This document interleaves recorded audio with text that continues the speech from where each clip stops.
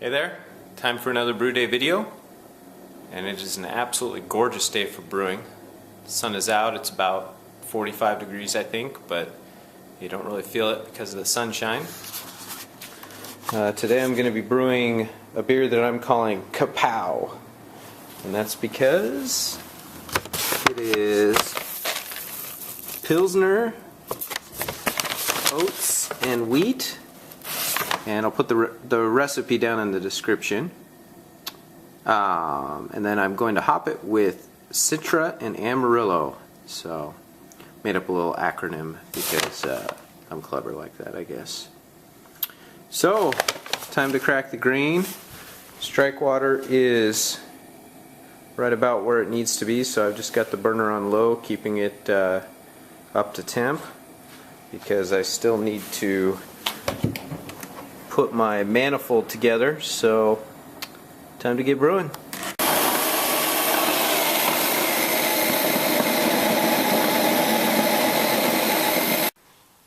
And there's the crush with all the oats and wheat mixed in too.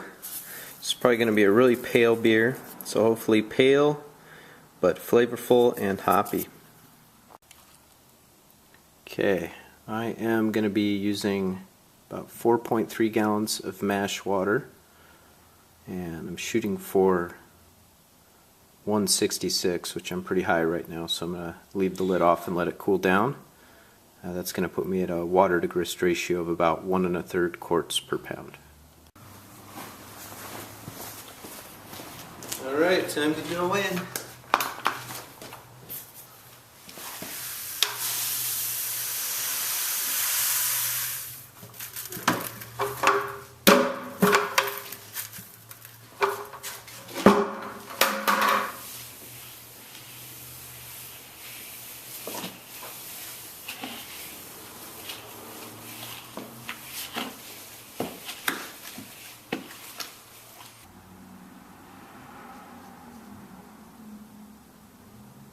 Looking pretty good. Maybe a little high, but that's okay. A few hot spots. Measuring out the hops right now. I buy basically all my hops from Hops Direct in pellet form. So already got the bittering hops measured out, and then I'm going to put in 1 ounce of Citra and 1 ounce of Amarillo at about 10 minutes. And then this one will also be dry hopped with 2 ounces of Citra and 2 ounces of Amarillo. Don't need to measure those out right now because they're not going to go in for a few days.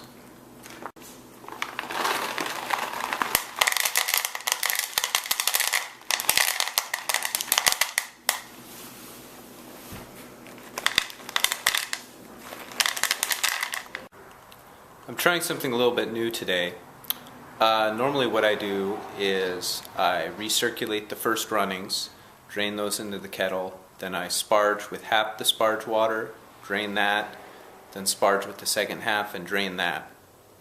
Today what I've done is actually to add half of the sparge water before I drain first runnings, essentially performing a mash out. And then after that I'll drain that and I'll add the second half of what the sparge water would have been and drain that to get my full pre-boil volume. So I've added that first half of the water to bring it up, and I didn't hit the temp I was hoping for. I was hoping to get to mash out temps, and it looks like I've undershot that by quite a bit.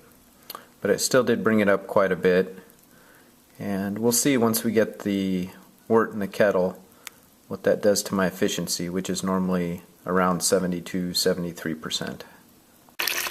There's the first runnings. You can see this is a really pale beer. I'm doing a 90-minute boil today, and we really want to do at least a 90-minute boil with Pilsner malt. If you could smell this, you could smell the corn odor that this malt seems to produce. It has a lot of what are called DMS precursors, which is that canned corn taste that you don't want to get. Alright, we're boiling away. Hop bags in there. going to go 80 minutes, then we're going to add our flavor addition and go another 10, and we're done. Here's my ProMash printout with the water needed calculator. I just took a pre-boil gravity reading and I was at 1055, so just a little bit above what was predicted here with my normal 72% efficiency. So it looks like my different sparging method really didn't make much of a difference at all. Okay, you can see we've boiled down quite a bit now. We're at 80 minutes, and I'm going to throw in the aroma addition. That's our 1 ounce each of Citra and Amarillo. If you look down there, you can kind of see there's quite a bit of protein in there floating around. Anyway, there he goes. Alright, I've killed the flame and wort chiller's in. I'm going to show you a handy thing about these hot bags. It's still hot enough that I don't have to worry a tremendous amount about sanitation at this point. But I did sanitize the spoon. And what I do is just pull those out and press the spoon against them, against the side of the kettle, and squeeze the absorbed wort right out of them.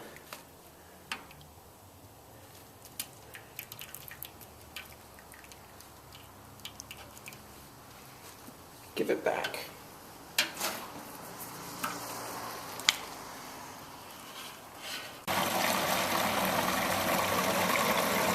As darkness is falling, into the fermenter it goes. Our final gravity was, our OG on this is about 1065. So, just about on target.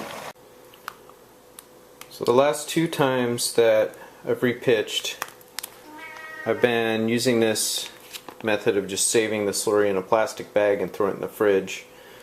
This one has been in the fridge for about a week, and it's real easy. All you need to do is just take a pair of sanitized scissors, snip the corner of the bag, and squeeze it in.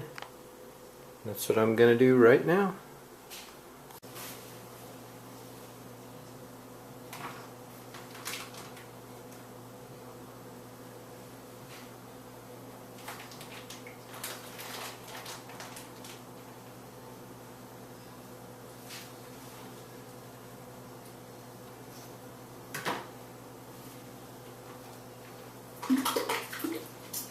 You